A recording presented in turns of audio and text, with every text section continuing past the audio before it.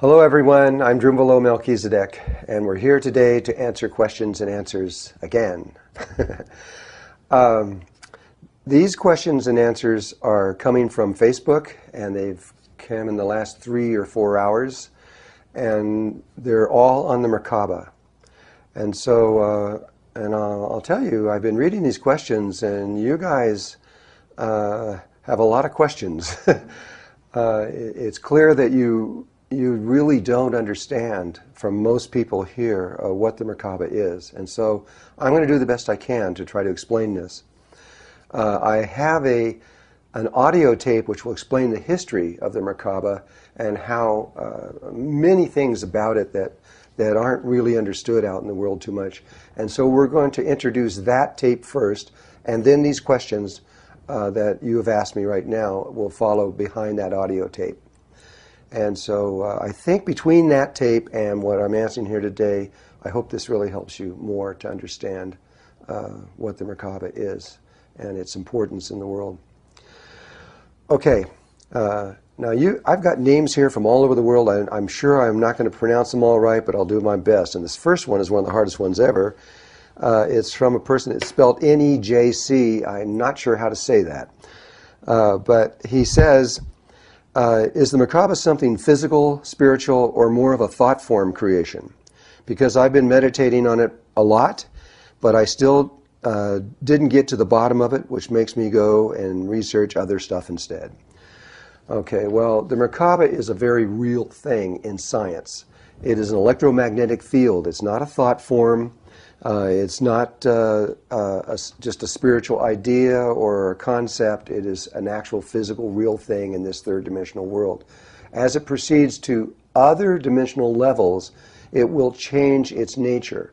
But here in the third dimension, it is an electromagnetic field. This field sits at about 4 degrees Kelvin. That means about 4 degrees above absolute zero, which also means that it's a very weak field. In energy-wise, it doesn't have a lot of energy, but its power is in its form, its shape, and how and what it does.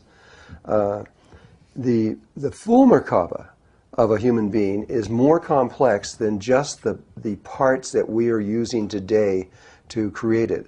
The part that we're using is a star tetrahedron.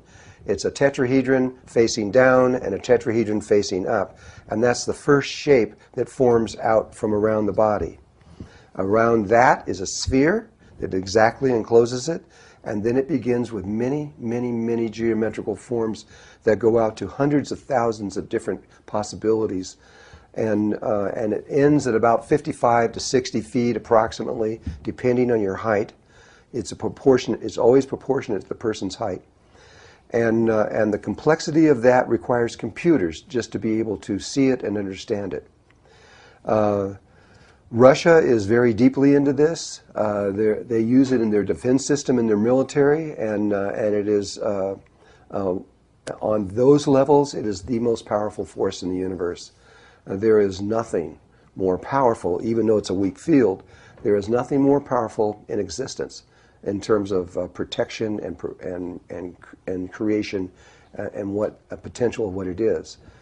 The geometries that are around the body in the Merkaba are what are used to create the entire universe.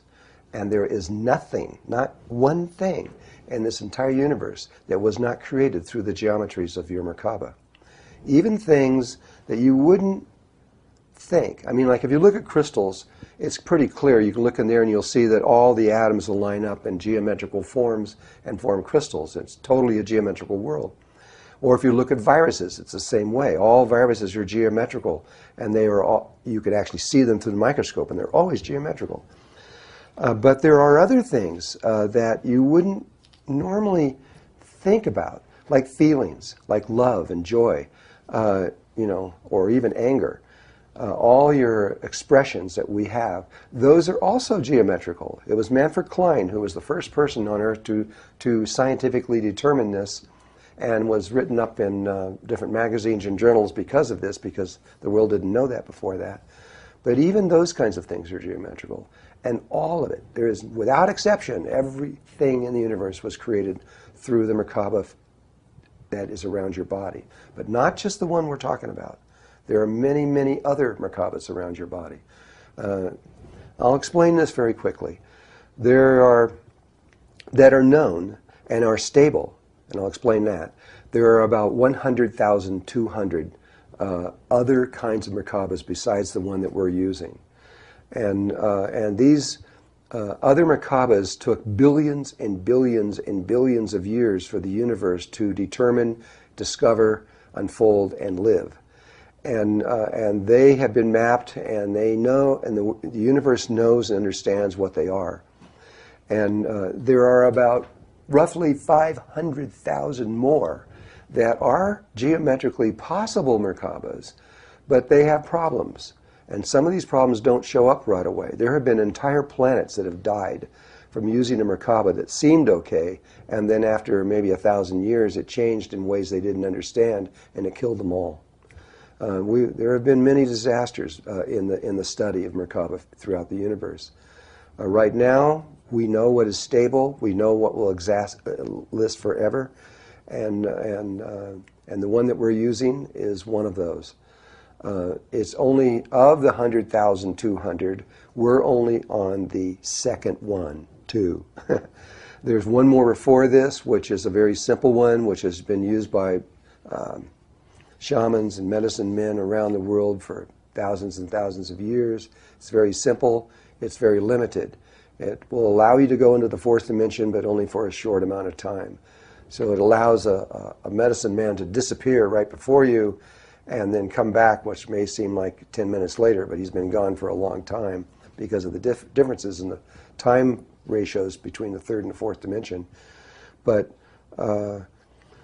this one is, it's not the reason we don't use it at this point in time in history is because it will not allow you to live on the fourth dimension, and we need to go from the third to the fourth and stay there to begin our journey, which we're all going to make.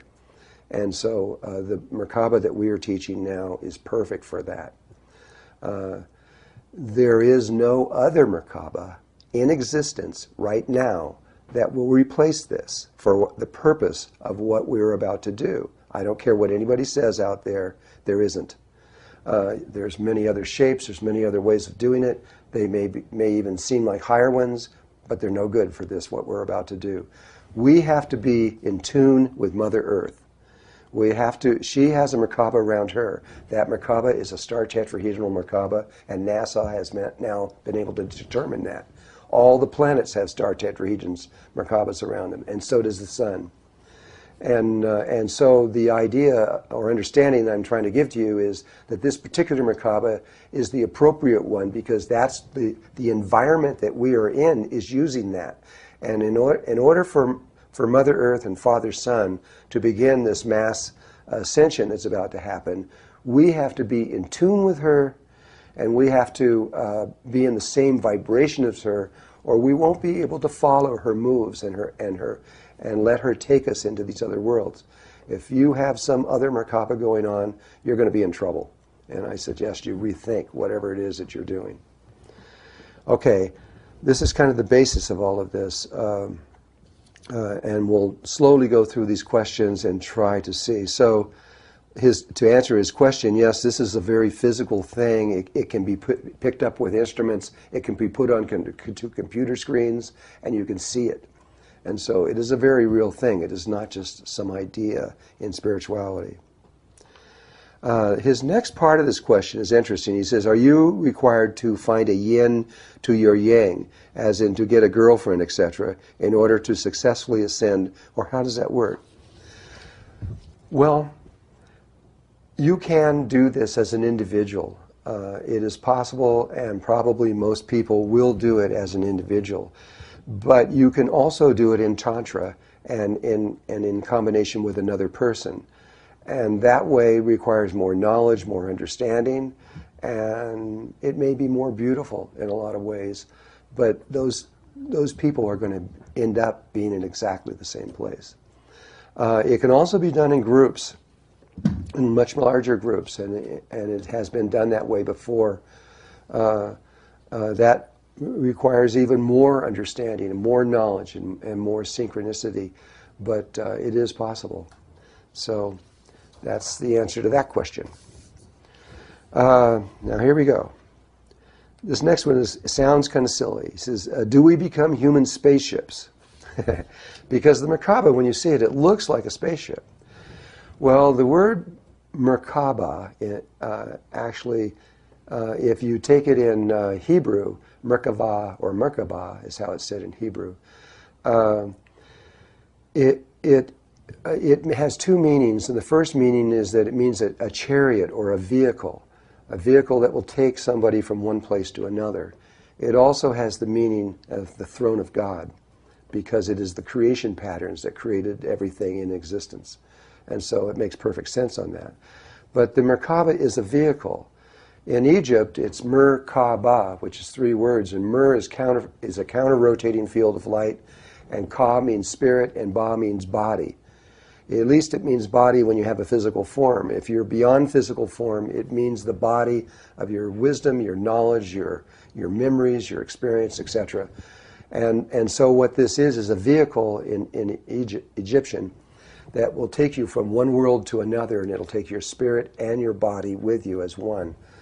And in truth, it is the only way you can go from one level of existence to another. You must have your Merkaba to do it consciously.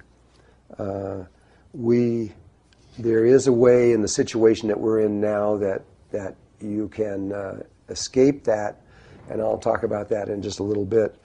But pretty much, it does become a spaceship. It will take you literally not only in space where you can go from one planet to another, but it'll take you from a higher frequency, and not only in the third dimension to the fourth, but as we proceed in this ascension pattern that we were about to do, it will take you into all the various levels that we need to go. And there's 144 dimensions in this world, and we're only on number 3 right now. So we have a long ways to go. Okay. This is from the Wind Mountain Goat. He says, what is the best way to picture the Merkaba around you, or to activate it and to keep it active? Specifically when you are in crowded places with lots of people. Thank you. And then he goes, Merkaba for the whole planet. First of all, like I said, the planet does have a Merkaba. But that Merkaba, just so you know, was shut down for almost 500 years. It was closed. In Japan, it was Amaterasu, the light of the sun, in their tradition, that went into the earth about 530-something years ago. In the Mayan tradition, which has it in their calendar exactly to the minute, the same time that the Japanese have, it shows how we went into darkness. And we've been in that time until just recently. And so the Merkaba that is around the planet is, like I said before, it is exactly, planets do have Merkabas, and there will come a day when we will tune to that Merkaba and become one with it. That's how we make the ascension. And if you're not in the right frequency, you won't be able to tune to it. Okay. Come down here to another one. I can't answer all the questions, by the way. I have like 400 questions or something. We would be here for about 2 weeks. I don't think that can happen. This one comes from Diane, and it says, is it good enough to just know it is there, meaning the Merkaba, or do we have to engage in serious meditation and hold the image? Once just simply know it, or does it stay? Well, knowing that it's there is for most people the doorway that allows this to eventually happen. This is a very complex question, even though it sounds simple. The way that we taught this originally, and this video, this audio tape that we're going to give you prior to this, talks about this in detail. But the knowing is the doorway, but in order to reach this Merkaba, it normally requires pretty serious meditation. You have to line up a lot of internal technologies within the body to make this happen.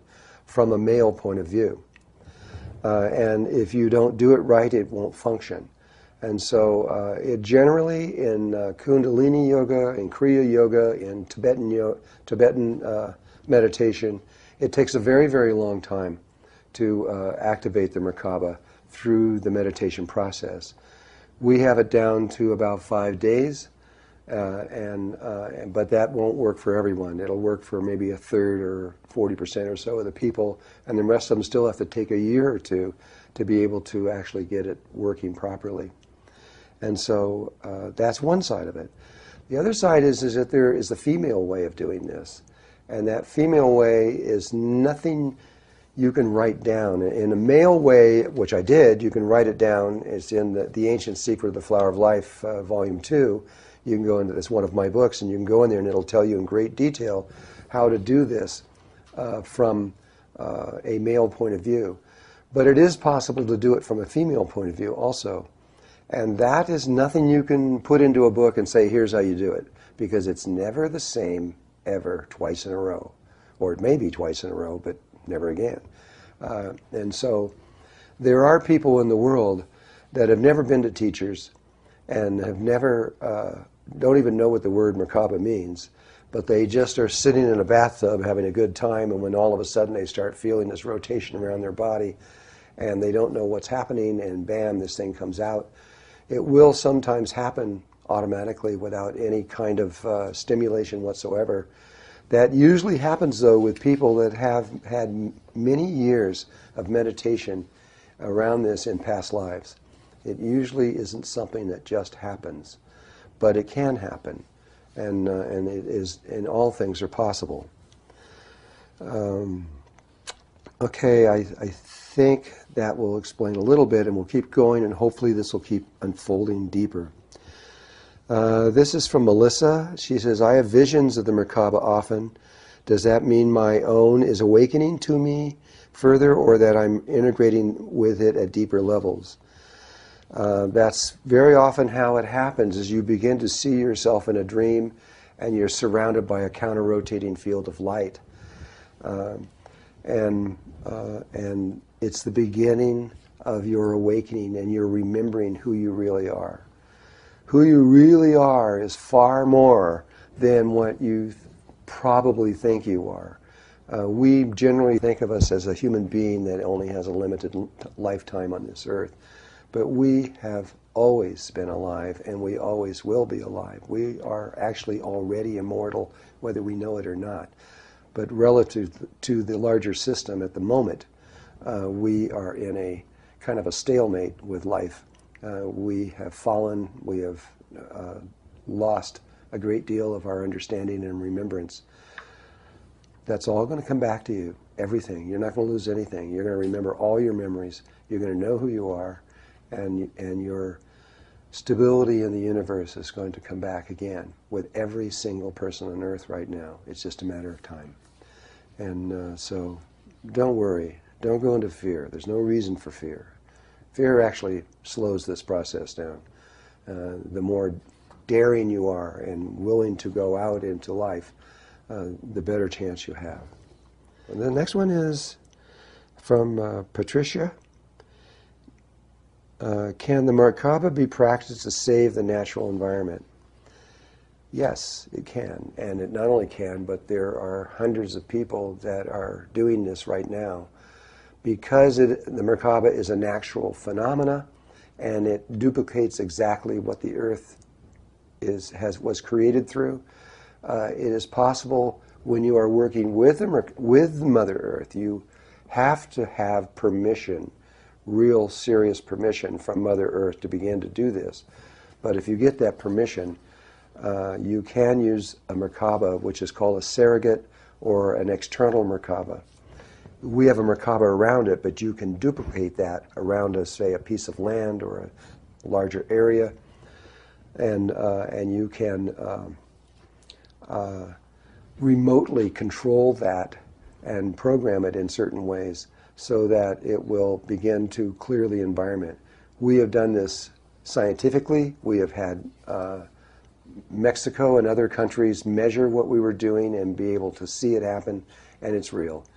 And so, but if you do choose to do this, it's not easy. I once gave a workshop on this, on exactly how to do it, for about 5 workshops to about 100 people each.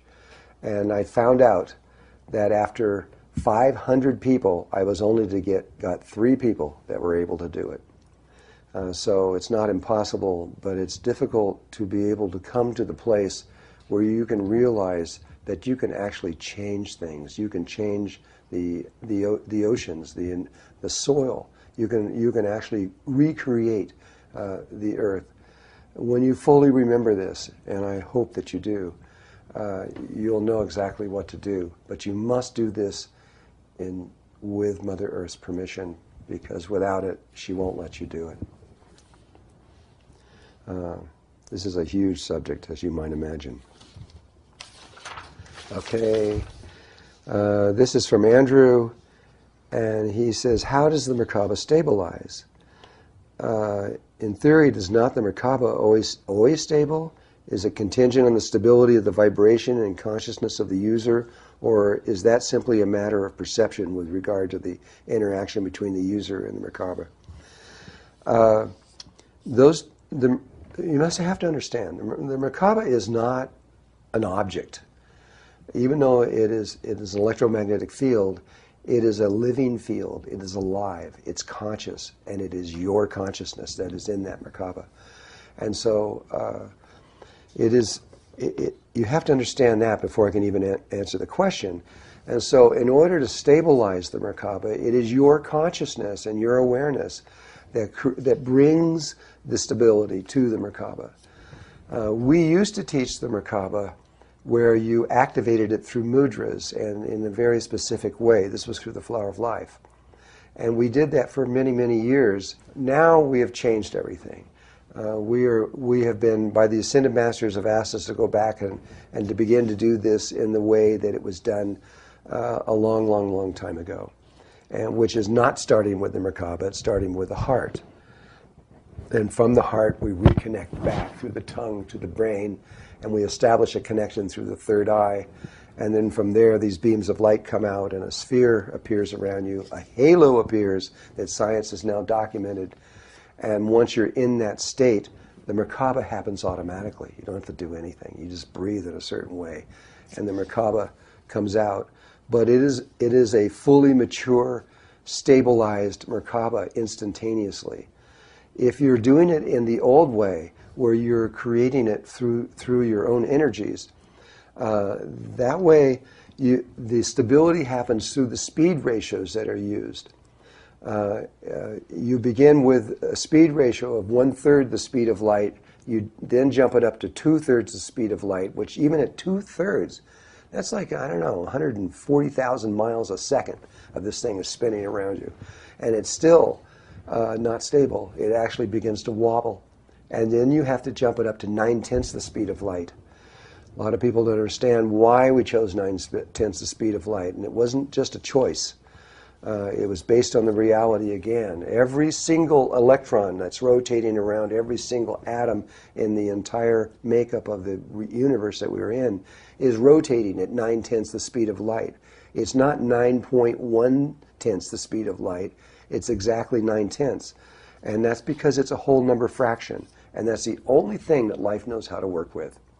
And so we use 9/10 for the purpose of learning how to use it, not going beyond the speed of light, because that throws you into another dimensional world. And if you end up in that dimensional world without really understanding the Merkaba, that's a problem, because you don't know what you're doing, and you're not going to be able to you won't be able to stay there. And so you have to, we put it at 9/10 the speed of light so that you could be in this world, in the third dimensional world, and practice it and learn it and use it and understand how it works and make surrogate or external Merkabas and understand how they work. Begin to program your Merkaba and see how that works. So you can learn it and remember what it is, and then later, on what we call the 18th breath, that's when you leave. And that has never been taught by me, by the way, ever before. And even though there are people that say they're teaching this, but when you actually take the 18th breath, you're gone. Your body is no longer on Earth. So people who are giving 18th breath workshops and then everybody walks out of it probably didn't get it, because you would not be in your body and you'd be somewhere else. However, I have been given the instructions to teach the 18th breath very soon. It's pretty exciting, but you have to know a lot to do that. And so it isn't something you can just do or imagine. Okay, we'll go to another one here. This is Morris, and he's asking, can the Merkaba be used for time travel? Yeah, it can. When you enter into the Merkaba and you enter into the fourth dimension, you don't see the way you're seeing now with two eyes looking out like this. You see spherically in all directions at once, simultaneously. That's almost hard to imagine, but that's how you see in the fourth dimension. And in the same way, when you look at time, all things in this third dimension that we are in are polarized. And the polarization is between two poles, and with a middle in the middle. So you have hot water, and you have cold water, and you have warm water. But you also have a male and female and child. You have earth and sun, and you have the moon. And you can keep going on this, and there's billions of these polarities that are in every kinds of way. And when you look at space, you have the X, Y, Z axis of how we see space. When you look at time, you have the past, the present, and the future. But that only works in a polarity consciousness. As soon as you enter into this particular polarity consciousness, as soon as you enter into the fourth dimension, which is still a form of polarity consciousness, time changes completely. And you can experience any level of time in the past, the present, or future as you wish, as you eventually see. You can be anywhere in space, time, or dimension, or size. Size is actually more important than time, than space, or than dimension. Size is more crucial in the equation, which we don't even think about it most of the time. Okay, so the stability of this is done by your mind connecting to the Merkaba and causing it to move at 9/10 the speed of light. And at that particular speed, the Merkaba goes like a rock. It becomes stable. And that's why we do it. One of the reasons. Okay, this one is from Chris, and he asks about humic and fulvic acid and how does this help in the process, or do they? Humic and fulvic acid is pretty interesting because, and I really suggest you guys educate yourself about it, because it is probably one of the most important substances on Earth.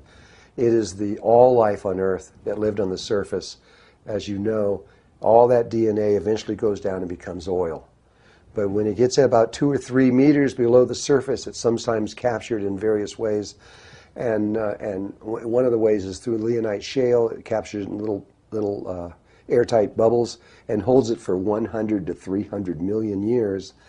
And that substance, that is the DNA of all life from 100 to 300 million years ago. When that DNA goes into your body, it causes your immune system to go off the scale, and you get extremely healthy. But it's more than that, especially the fulvic acid.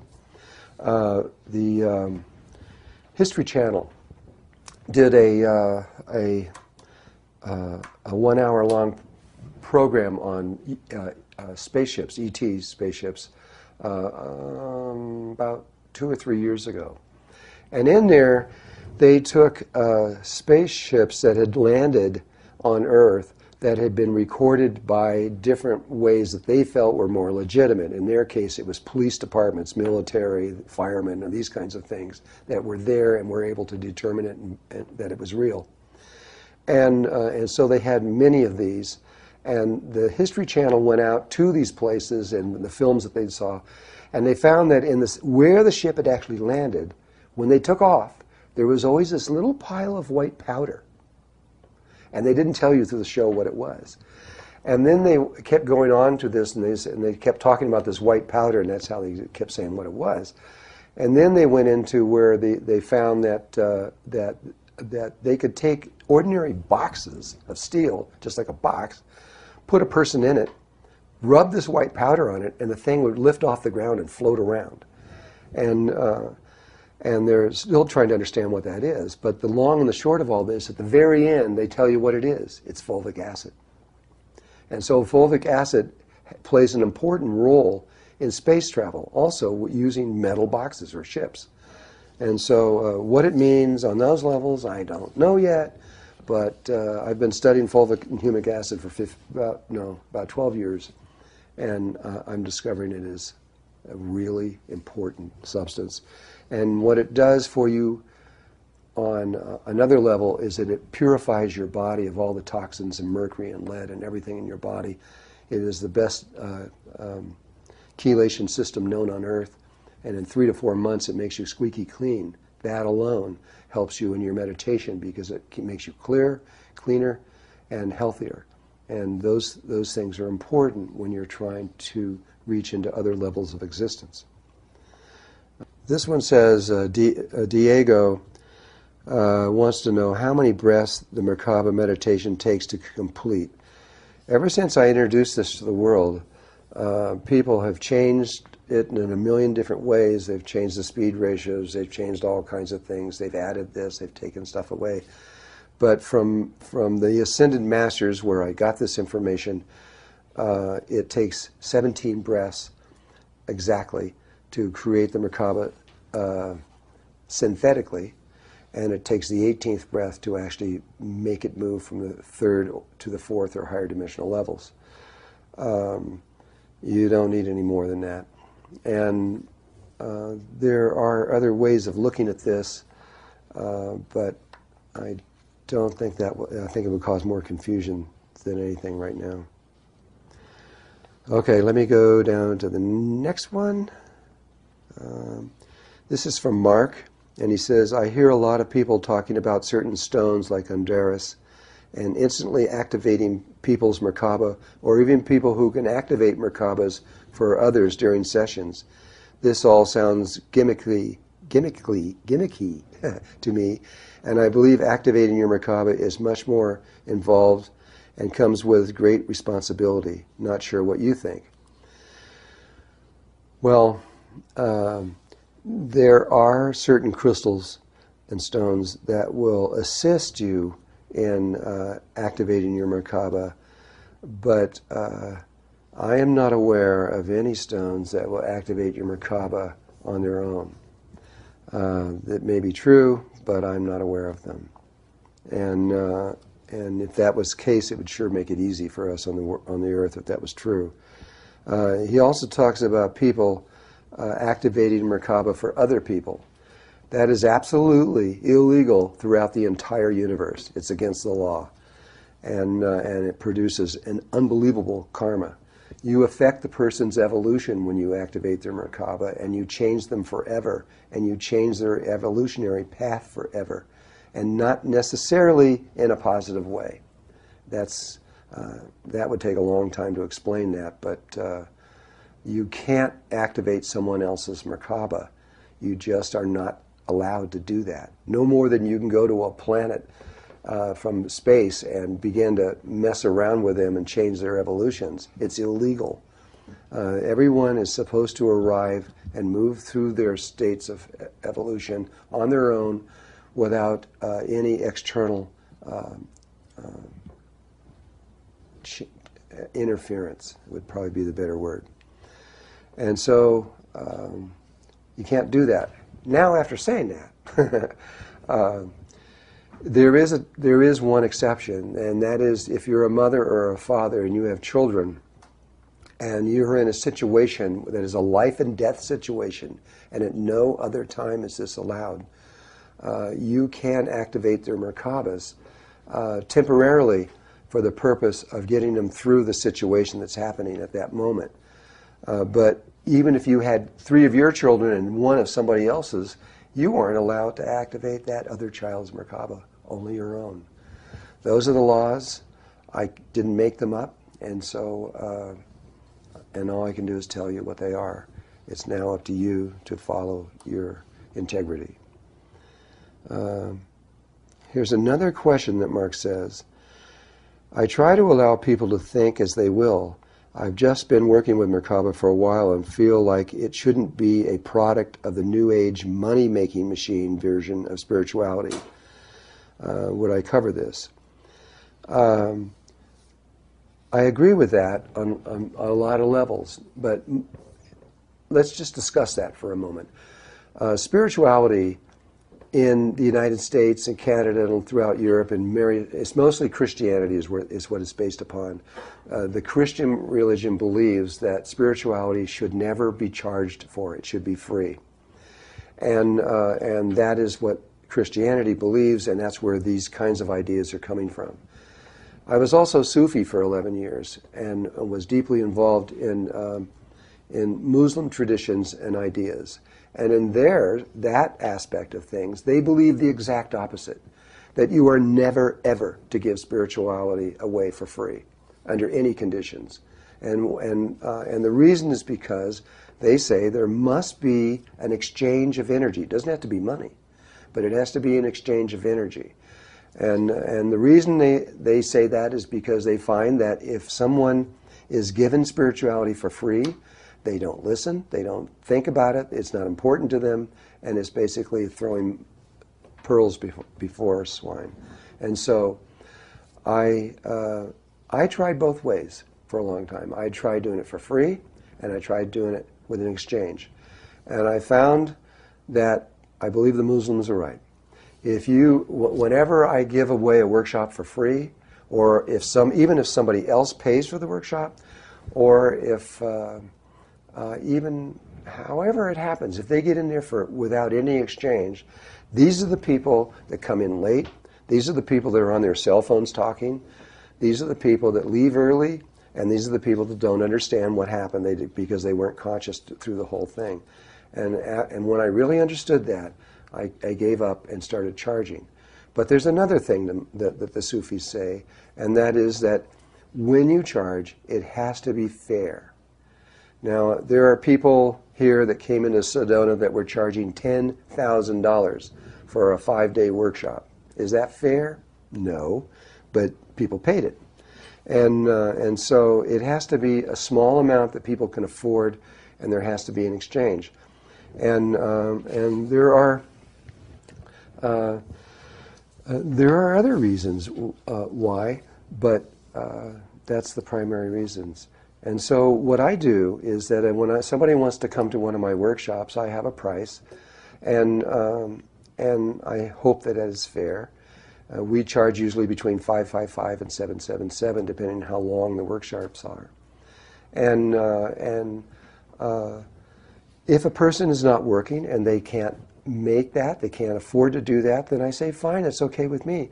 Just go. We give them so many hours. We give them, I think, $20 an hour, and we divide that into how much the workshop costs. And so let's just say it's 30 hours. And we tell them, go to the Red Cross or to some form of where you can volunteer, since you're not working, you have no money, and just go and volunteer for 30 hours, or whatever the number is, and bring us back a letter signed by them saying that you volunteered. And that's just as good as money. People that are willing to do that, when they come in there, they're sitting in the front row, and they really listen, and they really practice, and they study. And so this is my opinion on that. Okay, the next one. This is from Melly, and it says, if we just know about the Merkaba and do yogic practices and make a conscious choice to be loving in our hearts, is that enough? It's enough for a lot of levels, but probably your Merkaba is not going to activate unless it activates through a female pattern within yourself. If it's a male pattern that you're trying to activate it with, just knowing of it and being a really good person, I wish it was so, but it usually does not work. And that's kind of it in a short answer. This is from Melanie. Is the Merkaba the same thing as our astral light body, and are we using our Merkaba to travel in the dream time? The Merkaba it is not exactly the same thing as your astral body, but it is your light body. Electromagnetic field is light, And it is a light body. When you activate your Merkaba, you can see it. If you have the instruments, you can pick it up. You're picking up the light, and you're picking up the entire full spectrum of it. You can put it on a screen, and you can see it. And so it is the light body that comes from the physical body. And can you use it to travel in the dream time? We have two dream times. We have the brain that dreams, and it dreams in polarity, so that you have good dreams and bad dreams, or good dreams and nightmares. And in that dream time, the Merkaba is not necessary to have. It isn't. You don't need it. In the heart body, also has a dream time associated with it. That is entirely different than the dream time of your brain. This one is connected to your higher heart chakra. The lower one is connected to the lower heart chakra. And the lower heart chakra, its dream time is not just a dream. It is the creator of reality. And the Merkaba is needed in that dream time in order to travel within it. And so one question is, yes, you do in the heart. No, you don't in the heart, in the brain. This is from Serena. She says, I have a question about the Merkaba. I was told that we have a 6-pointed triangle, a triangle inside of an upside-down triangle about 6 inches above our heads, and that we can use it to spin Christ consciousness to clear our energy field. If this is so, is this our personal Merkaba? Well, you've struck upon it, but it's three-dimensional. It's not a triangle. They're called tetrahedrons. And again, if you really want to understand this in detail, read The Ancient Secret of the Flower of Life, because we detail this in great detail there and explain it all, and you'll be able to understand. But and it isn't just 6 inches. It's exactly 1 hand length above your head is where the tip of that Merkaba goes, and it's 1 hand length below your feet is where the other one ends below that. And it's very, very specific. The body is not just a random thing. It is extremely specific in its ratios and proportions. Okay, let's see. This is from Darren. He says, how do we activate the Merkaba? Well, I guess we already talked about that in a way. Will we potentially lose our memories if we do not have it activated? Will it matter either way? If we are in love, do you feel having your memories erased would not matter because we are just in the moment? Well, this is kind of a different question that's involved here. We talked about the activation of the Merkaba, but the potential of losing your memory, what that's associated with is the solar flares and the magnetic field of the Earth. I believe we are going to make a very detailed tape on all of this about the magnetic fields of the Earth and etc. But what happened in Atlantis in our last time, and we're still suffering from right now, is that when the Earth shifted its axis, the magnetic poles went to zero. And when they went to zero, after 2 weeks, our magnetic memory, our memory is held by magnetics. Science understands this now.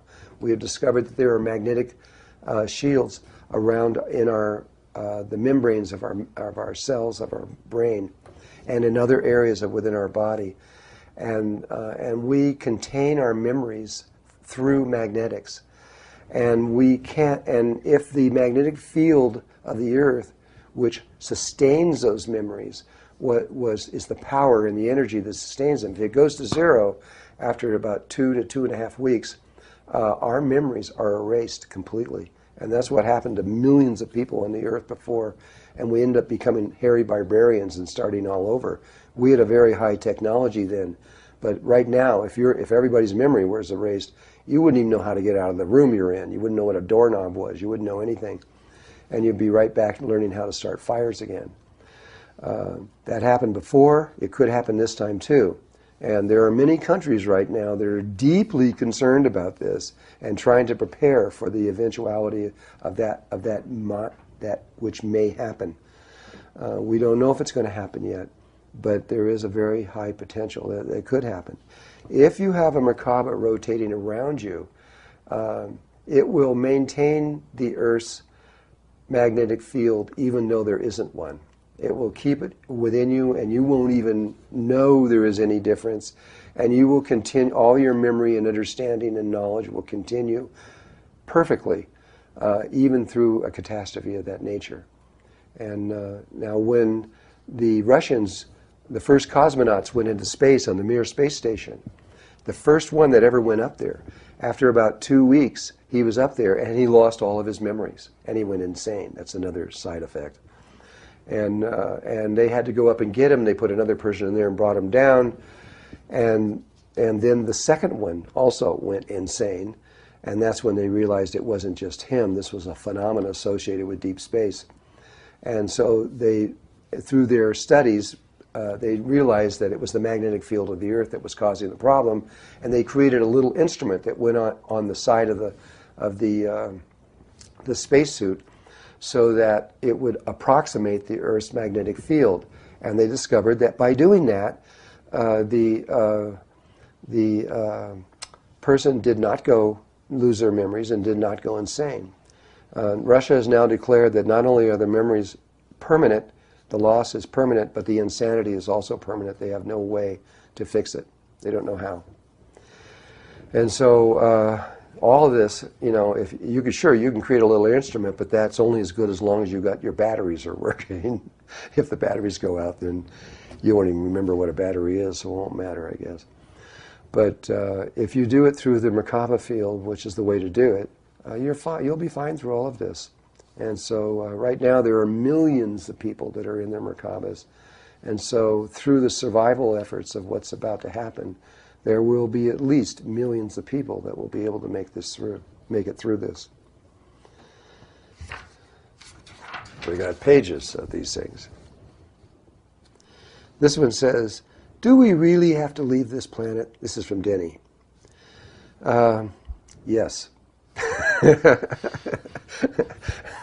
I'm sorry, but we do. Whether we like it or not, we do. But it's not a bad thing. What's about to happen when you get into the sequence of this event, of what's going on, you're going to be really glad. You're going to be happy because you're going to realize the darkness that you were in now, the density. You're going to, in the remembering of who you really are, you're going to remember how to create everything. And you're going to remember that you don't need anything. You're a whole, complete, and perfect, lacking nothing. And you're also going to remember your connection between you and God, your intimate connection. And not only God, but all life everywhere. Every single living thing in existence, not just here on Earth, but everywhere, is all interconnected through a single spirit. And you will remember that and be part of it. This is a great gift that is about to happen. This is a healing back to who we once were. There is nothing to fear in this. There's no reason for fear. There's no reason for conspiracy theories or anything else if you really understood what's happening. Sure, there's a lot of conspiracy theories going on in the world, and some of them are real. But this is beyond all that. There is no secret government that can stop what is about to happen. You are going to become you, who you really are, again. This is a blessing. Please, don't be concerned. Also, when we do leave this planet at the final, we're going to go through many, many, many stages of this, and so is the whole universe moving through all these different stages. Eventually, we're going to get to the 144th dimensional level. And once we get there, we're going to pass over to, we could call it the 145th, but it's really it's like exactly like music. The whole universe is like music. And so this is based on a chromatic scale of 12 notes, and we're on the third note. And in between each one of these is 12 overtones. And so it produces 12 primary universes, and 144 minus 12, 132 minor universes. And that's just the way it is. And we're going to experience all of these very rapidly, not over billions of years, but in a very, very short period of time. So, in the leaving of this planet, we're not only going to move through all these changes, but because of the nature of music, we're moving from what are called octave of universes, which is a chromatic scale really, to another chromatic scale of universes. It's the same thing repeating itself, only different. It's just not exactly the same, but almost the same in the way the laws work through all these different levels. And the whole universe is moving from there to here. It's not just us. It's not just humans or this planet. It's everybody. And as we do, we are going to be one living person as we make this transition from this world to the other. When we get to that other world, this universe will no longer exist. I know that's a hard one. It's hard to understand, but it will not exist because, and this is going to even be harder to explain, but it's just straightforward fact and truth. The outer universe never did exist. It never was. It is the best way to think of it is like a hologram, and that we're in like in Star Trek, like the holodeck. We are in, but it's not created by computers or anything else like that. It's created through our consciousness, our human consciousness, and we created everything. We created every planet, every star, every person, every rock, every single thing in the universe, and it's only consciousness. That's all it is. It's not made up of anything else. It's only consciousness. And because of that, we are going to revert back into pure consciousness, go into another way of doing it, and start all over again. And this is God doing this. This is the one source of life, of everything. And if you have a complaint about this, you need to talk to God, because there's nothing I can do about it. Okay. This is... I don't know, T-E-R-E, Tere, I guess, I'm not sure. She says, how do you know your Merkaba is active? Is the tube that you can see coming out from your third eye an indication that it is open? I think that's two questions. How do you know the Merkaba is active? That is difficult unless you have the computer mechanisms like Russia has, to be able to see the Merkaba and put it up on the screen. And I believe NASA has this now also. But they've never allowed this out into the public. But without that, there are some people that can see the Merkaba. For me, if I want to see the Merkaba, I have to sit down in meditation and I have to get really, really still. I got to go in for about at least 20 minutes to 30 minutes, and I can get into this really still place. And then from there, I can open my eyes and I can see the Merkaba. But in my normal everyday life, like I am right now, I can't see the Merkaba. But there are, you can use dowsing rods, and you can use the dowsing rods, and right when you come up to it, you'll be about 25, 30 feet away from the person, which is the outer edge of their field, and you'll feel it open up. And that's when you can tell. You can use that to do it. You can use pendulums, and you can use other intuitive ways of knowing that it's there besides seeing. So you would have to find someone that can do that. If you want me to do it, it takes a long time for me to know it. It's beautiful when you see them. They're amazing. The colors and the changing of the colors and what's going on in them. They're so psychedelic and they're so beautiful. It's inspiring to see them. It changes your whole belief in the reality the first time you ever see the Merkaba.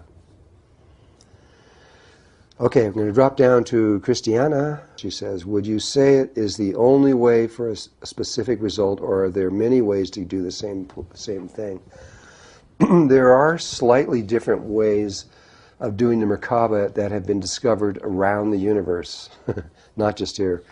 And in the Merkaba you have 17 breaths. The first 6 breaths are balancing your energies and purifying your chakra system and everything before you start out. There are lots of ways of doing that. You can actually take that system, throw it away, and put other ones in. We chose that one because it is used more than any other system in the universe, because it's very simple and it works perfect.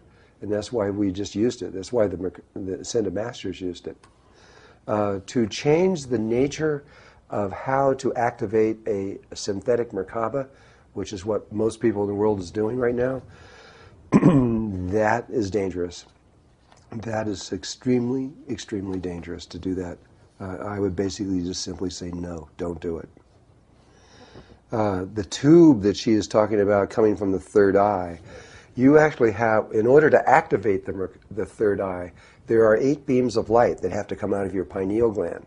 They're visible. You can see them with just a little bit of training. If you can see auras, or if you could see the prana fields around people, and if you know dowsing, it's very easy to teach those kinds of people how to see the beams of light. It doesn't take very much. You have to know something exists before you can see it. It's a funny thing. You really do. Magellan, when he in his ships, proved that a long time ago. So this sphere around, you have a glowing sphere when your heart is connected to your brain, and there's these tubes that come out that we were just talking about. One of those tubes comes directly out of your third eye, which if you take the tip of your thumb and your longest finger and you put it on your chin and your nose and then go up like this and rock it over, that's where your third eye opening is. I don't care what you think it is somewhere else, that's where it is. We can scientifically show that. And this is the place. And you're actually, when you open your eye, there's a tube of light, and you're looking out through a tube of light. You're looking from within it out. And so some people can see that tube, and some people can't see that tube. It's just a phenomena, and it's just part of meditation. It's okay. This one is from Maria, and she says, how do you keep the Merkaba in good shape? That might seem funny. It might seem, if the Merkaba was created synthetically, that's one thing. If it was created naturally, which is what we're now teaching how to do it, it's different. If it's a synthetic Merkaba, and if you don't give it attention every single day, after 47 hours it will die. It will just, it's just like a living thing, and it needs to be watered every day. You know what it's like? It's exactly like a little tiny tree. You plant a little tree in the ground, and you give it water. And you keep watering it every day, and it keeps getting bigger and bigger and bigger. After about 2 years, the tree is up higher, it's stronger, its roots has reached down in there, and now it's connected into the earth in such a way that it can get its own water, and you can stop watering it because it'll keep growing. And the Merkaba is very similar to that. You keep giving it prana every day and keep loving it, and it gets bigger and stronger and stronger and stronger, and after about 2 years it becomes permanent, and you don't have to do that anymore. But still, if you forget it, and if you just don't think about it anymore, another phenomena happens. Your Merkaba wants love. It wants to feel attention and love because it's part of you. It's like if you have your body and you never wash it or comb your hair or ever think about it ever again, you're not loving your body. And the same way your Merkaba wants love also. What happens if you don't do anything? The breathing tube, which if you put your thumb and your middle finger together, your breathing tube is that big around. If it was just around something that would just give it a little tiny bit of pressure, and so it's different. It depends on your hand size, how big your tube is. And if you don't give your Merkaba any attention after those 2 years, that breathing tube will expand, and it'll sometimes get about this big. It'll get huge. And it weakens it. It doesn't die. It will keep living, but it weakens its strength. And you can fix it very quickly. You just kind of pat your little Merkaba and say, oh, I love you, and give it love, and breathe in it, and whoosh, that tube will go tight again real fast. But you have to give it attention. If your Merkaba was created naturally, and which makes it become permanent instantaneously, it's in the same place as a 2-year-old synthetic one, it still needs love. But so far, we haven't seen the expansion of the breathing tube. And so I don't know yet exactly what that means, except that it seems to be a lot stronger than a synthetic one in the way that it's created. Give me another year or so, and I'll be able to answer that a little bit better. This is from TJASA. Tajsa?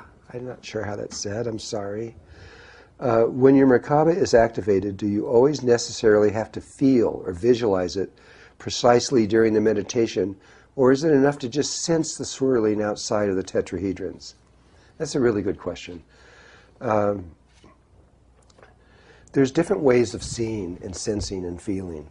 There is a male way and there's a female way, and they're really different. The male way, you put those on a spectrum. Here you've got a long line here, and the male way is over here and the female way is over here. The male way is very precise. Males are focused on seeing. They see. And so if you ask a male, a pure male, which there is no such thing, and there is no pure female, we're a mixture of both. And but if you have a male that's very, very, very male and very pure, and you ask him to see something like an apple, he will see that apple. I mean, he could see that apple like a photograph, and he can rotate it around and look at it, and he'll know, a lot about that apple, but he'll gain his knowledge primarily from seeing. If you ask a female to see the same apple, she will see nothing. There'll just be darkness there and no visual thing in front of her at all. Females are focused more on sound rather than light, and hearing is more important to them than what they see. And so they get the vibration from it, the frequency. And they're better at getting information than men are from picking up. And so they don't see anything, there's nothing there, but they can tell you everything about that apple. They can tell you what color it is, what state it came from, who picked it. They can go on and on. They can tell you what it tastes like, how much it weighs. They can tell you anything about that apple, but they're not actually seeing anything. What I'm relating this to is there are 4 basic ways of seeing. There's male, there's female, there's both at once, and there's a 4th way, which is neutral. There are very, very few of those people in the world. The male way is what we just said. The female is just what we just said. But what most people do is the way we haven't said, which is both male and female simultaneously. Most people are a little bit of each, so they'll kind of see the apple, and they'll use female way of sensing and feeling to get information from it, and they extract in whatever way they can in that way. And then there's that 4th way, which doesn't see, doesn't sense, doesn't do anything. They just know. And so when you tell them to see about the apple, they can just tell you anything about that apple, and yet they don't see, sense, or feel anything. They just know. There are very few of those people on Earth, but there are other places in the universe where the whole planets are made up of people like that. Arcturus is one of those. They're extraordinary in their sense of development. And so, to be very specific with that question, in the Merkaba, you can sense it rotating around you. You can see it rotating around you. It's good if you can. It helps. It gives you more confidence in it. But even if you don't experience anything going around you at all, you're doing all the procedures, or you're doing everything right, but you can't sense anything, that doesn't mean a thing. It's still there. If you went through the steps, it's there, and it's there just as strong as someone who can see it. It just has to do with the way we sense and feel and bring information to ourselves. So don't give up if you can't see anything or feel anything or experience anything. It's still there. Okay, this next question comes from, oh boy, it comes from Bostjan, Bastian. And he says, what is the connection between Merkaba and planetary design of this solar system? How is the Merkaba tied to planets, and how is it utilized? How is it utilizing it when activation time takes process? There's a huge connection. Everything in existence has a Merkaba around it. Every single planet has its own Merkaba. Every single moon has its Merkaba. Every single sun and star in the universe, every big things, every single galaxy has a Merkaba around it. Little things, every little atom has a Merkaba around it. Every little rock sitting around has its own Merkaba. It's the nature of the reality. That is the projector system that created it, and that's why there's Merkabas everywhere, on every size. No matter how small you go, no matter how you big. So if you went to the biggest thing possible, you would just become one big Merkaba. If you know that, it'll save you a lot of time when you're trying to figure out physics and where this is all going. In one of the books, I think it was the first one, but it might have been the second one. In there we show sacred geometry, and we show a square around your body. There is a perfect square from the top of your head to your feet to out your hands. It's a near perfect square. And so that the height of the body and the width of your hands is identical, almost. It's within 1/10,000th of an inch difference between your height and your wing and your arm span. Now that's if you average 100 people or more. Because it is the Fibonacci sequence, which is approximating the golden mean, is the reason why there are differences between us, if you want to study that. But this square that's around our body, there is a circle that will go around that body that will form a golden mean ratio, meaning that the perimeter of the square and the circumference of the circle are equal. And when they do, that puts it into the golden mean ratio. And when you do, between that circle going around and the square going around, there's another little circle. And so there's a circle in there, and there's a circle that will fit around that. It's pretty interesting, because the exact size of the Earth is the size of one of those bigger circles, and the size of the smaller circle is the exact size of the moon. It seems like a coincidence, but a pretty outrageous coincidence. But there were people that have thought about this since I wrote that book. And there was a man in England, I believe it was, who wrote a book. He took it off the market. I don't know if it's back on there anymore. But it's one of the more extraordinary books that anybody's ever written. He says, well, if this is true, let's see if it's really true. And he took all that he knew about sacred geometry, and he put it into a computer. Then he took everything that NASA had discovered about the exact size of planets and the exact size of the sun, and the orbits, like the Earth as it moves around the sun. He took the maximum orbit, the minimum orbit, and the mean orbit, the average, and those three things. And he plugged all those ratios and everything into all the entire solar system. And lo and behold, the entire solar system is based on perfect sacred geometry.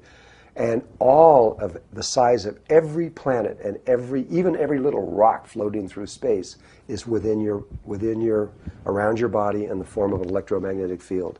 It's already determined. And so, yes, the Merkaba plays a role in the entire universe. It's what created the universe. It is the doorway in. That's how we got into this holodeck, to be able to experience it. And it is the doorway out. That's why you have to know the Merkaba. To get out of here, you must eventually know the Merkaba. If you don't learn it here in the third dimension, you've got to pick it up on the fourth dimension. And you will. You'll know exactly what to do at the right time. We are far more than we know. We're not just human beings. We are incredible. We just don't realize it right now. Okay, I'm going to go to another one. This is so much fun. This is from Nadia, and it says, how do you know when you are ready for the 18th breath? Well, if you see a wave coming at you that's 1,000 feet high, you'll be ready. When it's time to use that, there's going to be sensations and feelings moving through your body that you know what they are, but you haven't felt them in a very long time. And when the time comes, if you are prepared, you will know exactly what to do.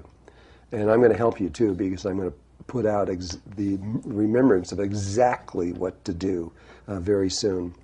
But in order to do that, you have to know a lot. It isn't just the Merkaba. Please realize the Merkaba is nothing by itself. The Merkaba has to be connected to the heart. If it's not connected to the heart, and that's through a whole inner technology that has been known on Earth for thousands and thousands of years, But when it is connected to the heart, then then a new kind of awareness comes into you. Actually, a sixth sense appears before you, a new way of seeing that you didn't even know existed, but you remember once it happens, and that is the key to know when it is time to use that 18th breath. When it does happen, you will go into a ball of light, literally, and you'll go poof and disappear with your body. You will not exist on Earth anymore, not on this level of Earth. You will go in the fourth dimension of Earth. This is from Miranda, and she says, I have seen a large golden orb visit me after a friend's memorial. Are orbs also Merkabas? How does chakra meditation in alignment with bodily and planetary energies relate to Merkabas? I think I talked about that second half, but the first half of this about the orbs is pretty interesting, and I might as well explain that so you are clear. You know, when you take a photograph using a digital camera, it doesn't work with an analog camera. But with a digital camera, a lot of times you take photographs and you see these orbs that are in the background. Those are Merkabas, and they are living people. They may be people that are alive now and are in meditation. They may be people that have passed on and have decided not to go on to the fourth dimension, which is a possibility. But what happens in a Merkaba, and this is taught even through the Native Americans, is that when you actually travel, when you take your body and you move through your Merkaba, you may think you're just imagining this. It's not imagination. It's absolutely real. But your Merkaba, the sphere of your Merkaba is way out here. If you look at Leonardo da Vinci's drawing of this, I would just be touching this outer sphere. That outer sphere, when you move, shrinks down to a sphere of somewhere between this big and this big. And your body shrinks down to a little tiny body. And you're inside this bright light. If you could get right up to one of these little orbs and look right in there with an eye, you would see the life form that is associated with that Merkaba inside there. And they would be little. But that's only when they switch into movement. When they go back to their actual form, they will come down, it expands out, and they become, if it's a human being, then you'll see them as a human being again. Whenever we do ceremony and we're doing something sacred and honoring the earth and life, whenever the people take photographs, we're usually just surrounded by massive amounts of these spheres and these little orbs, because people that are on those levels are very sensitive to integrity and to the nature of reality. And whenever people are doing ceremony that is honestly connecting to Mother Earth, they want to be there too.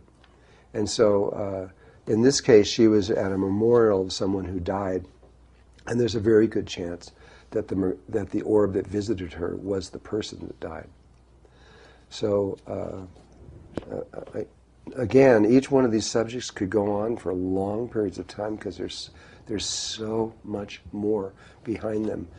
But right now we're just giving a light touch on everything. This is from Lily Morgan Anderson, and she says, I am one of your ATIH, that's teachers, that's Awakening the Illuminated Heart. That's the name of the new way of teaching the Merkaba that we have. And she would love to hear of the differences you feel since creating your Merkaba from the tiny space of your heart last July. I feel like this is a big difference in the quality of the Merkaba from the synthetic to the heart-created Merkaba. She wants to know how I feel. Well, that was an interesting experience for me because I had been practicing the Merkaba that was done synthetically since as far back really as 1972. And so I was very used to that and familiar with that. And when I was about to teach the ancient way of doing it without synthetic but through the natural way, I'm in the class, I'm right up to it, and I realized moments before that I had not actually done that. I had only learned the final details of that shortly before that, and I hadn't actually done it.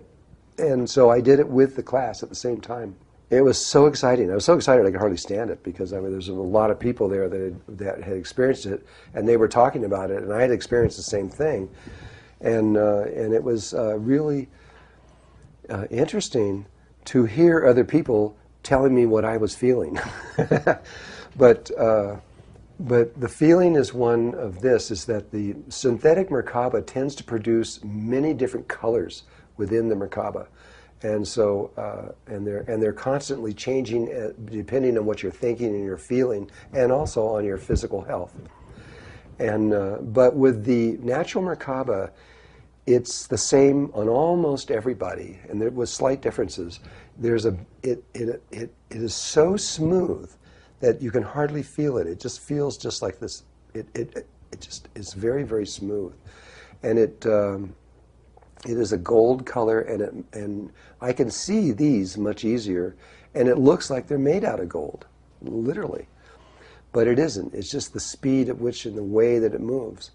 Some people see a blue light associated with it, and what they're doing through when I'm talking to them, trying to find out why, these are people that are extending their prana tubes higher to connect up into other levels within the range of their entire energy field, and that brings in prana from other levels of existence that is denser. When you're practicing qigong, for example, this Chinese method is really good, but what you're doing is you'll see them put their left hand usually behind their back, and they're pulling prana from nature, and then they're using it from their other hand. So they're using third dimensional prana. We are pulling prana from above and below and meeting in our heart chakra, which forms a sphere here and out to another bigger sphere. And that prana is fourth dimensional prana if it's connected one hand length above the head. I know that when China investigated our method of not Qigong, but our method of teaching this, they began to say that what we were doing was just Western Qigong. We were pulling in the prana, and from there you can use it.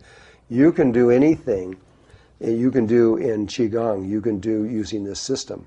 And you're pulling the prana from your heart chakra. It's incredibly dense, it's infinite, you never run out of it, and it's stronger than the prana that they're using from the third dimension. It's much more powerful. But you can even exchange that by extending your tubes up higher and connecting into higher dimensional levels. And that's okay to do. It really is. It's weird. It's not okay to connect into those levels at our age, you might say, at where we're at in the evolutionary thing, because we're not prepared for it. But we can breathe from there. And so some people do that. I did it for a long time, and now I decided to stay right here on this earth and move with you guys and use the same thing. And so I use fourth dimensional prana also. But you might see a blue tinge in your sphere if you're doing something like that. This is almost a letter. I guess I'll read it. It says, and I don't know who it's from. Didn't leave a name. It says, Dear Drunvalo, I have been introduced to your work 1 year ago and have been watching many of your online videos. I have a question regarding the Merkaba and the upcoming earth changes. In the last Q&A video, you mentioned that we really need to activate and become aware of our Merkabas in order that we will be able to recreate our bodies in the fourth dimension. At the same time, later in the talk, you say that everyone will be okay and will move on with the earth into the fourth dimension and beyond. My question is, how will those that do not become aware of their Merkaba be okay during this upcoming change? I know that most of my friends and family are not interested in the Merkaba science. This seems like a contradiction that I would like clarification on if possible. Thank you so much. Okay. I'm really, again, when I'm talking about subjects and I'm not quite clarifying everything, these kinds of things happen. Ideally, you want to know their Merkaba, either synthetically or naturally, and naturally is the ideal thing of all, and it's connected to the heart. But what does this mean when I said everything will be okay? Okay, in order to explain that, There, right now, are 3 ways that you can leave this earth. 3 possible ways. There may be a 4th one coming up soon. We don't know. It's possible. But right now, at this moment, there's 3 ways. And that is that you can either ascend, and if you... Well, let's start at the bottom. You can die. You can just go through normal death. And the earth and the sun and the solar system is preparing for this change. And so for every last person on earth, this is your last life. You're not going to come back here again. You're not going to resurrect again unless you happen to squeeze it in between now and when we make this change. But for most people, this is your last life. And if you die, you're going to be okay. You're going to be fine. You're simply going to go through an unconscious death process that's going to lead you into a very specific overtone of the 4th dimension, where you will wait there until everybody else is completed. And it's okay. It's not a bad thing. And the second way you can do it is through resurrection, and that example was given to us by Jesus. And resurrection means that you die normally, but after you're dead, between that 2.5 and 4 day period when you're actually assimilating yourself and preparing to leave, at that moment you understand the relationship in life of what life is and how it works, and you recreate your body there and you take it with you. And you do that because you know that the body, just like I was talking about, everything is an image out there. It's just created by consciousness. Your body is just an image that you hold within your consciousness. And you can recreate your body.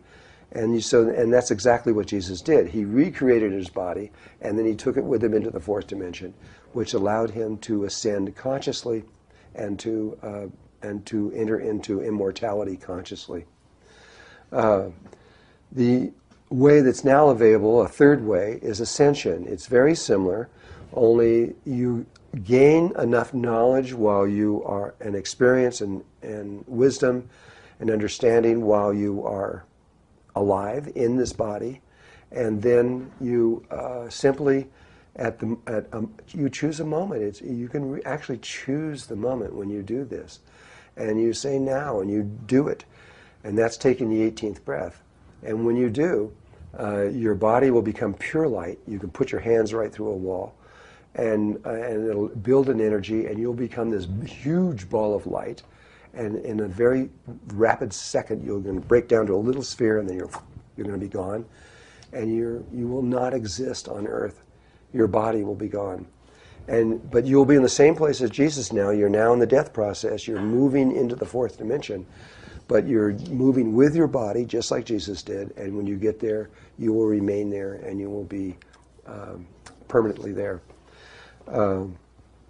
It really doesn't make any difference. But now, why it doesn't make any difference is this. You've got to understand this. Going back to the beginning of creation, we were told from the very beginning to try all possibilities. All possibilities. It's as though God had never been in here before, and on one level that's true, and wanted to know all the possibilities of this reality, what was possible. And so we were to try all things, good and bad, up and down, sideways, in and out, everything that we could. And today, right now, there are 3 ways to leave this earth. And it doesn't matter which one you use, really, because you're fulfilling that basic principle of you're trying all possibilities. But most people will die. There will be probably maybe more people that do resurrection, and there'll be probably a smaller number of people that do ascension. But when you get there, you go into 3 different overtones, but once it's all assimilated, we all move as one person, one living being. And so it won't make any difference. But still, you got to do the best you can do. The best you can do. If you can do it, you need to do it. If you can't make it, okay, but try. Give it the best you can to see if you can. And you'll see that you'll be rewarded for this, in the sense that you will have an understanding that will take those that haven't done this a little bit longer to understand. But God lives within every single person. It is not possible for a spirit to be discarded or thrown away. It isn't possible because every single last person in the universe is important and essential for life. It's not the idea that we're just going to live here for a little while and die and just, that's it, it's over, is just garbage. It's not true. I'm speaking from my own personality and, and how I say things. But, and so that's what I mean by it's everybody's going to be okay. And, but still, you don't just lay back and just watch the clouds go by. And you can if you want to. But for me, I want to give everything I got. I want to learn how to go as high as I can, as fast as I can, as far as I can. And it's my nature. Your nature may be different. You want to just lay back and watch the movie. We'll see each other on the other side. It'll all work out fine. Okay, I believe that's all the questions and everything. And I really want to thank you for having the patience to listen to me for all this time here. And I hope it helps you. I really do. I hope that this understanding helps you a little bit, makes it a little bit easier to understand what all of this is around ascension and resurrection and dying. And we will do, if there's enough interest, if you want more questions, I'll do this again. I'll keep doing this until you got it, if you want me to. But it's up to you. If you like it, then let me know. Okay. Thank you, everybody. I love you guys. Thank you.